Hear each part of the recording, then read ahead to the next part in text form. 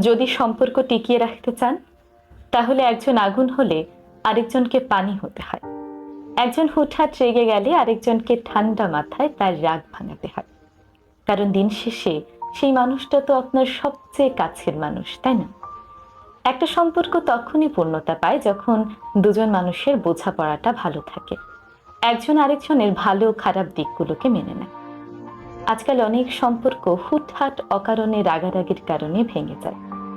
একটা সম্পর্ক তখনই দীর্ঘজীবী হয় যখন দুজন মানুষ একে অপরের সিচুয়েশনগুলো বোঝার চেষ্টা করে। যে সম্পর্কে দুটো মানুষ একই সঙ্গে রাগারাগি করে, সেই সম্পর্ক একটা সময় পর ঠিকই ভেঙে যায়। যার হাজার চাইলেও জোড়া লাগানো যায় না।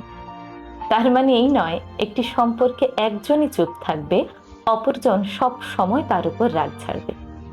সম্পর্ককে সুন্দর করার জন্য মাঝে মাঝে আপনার অপর পাশে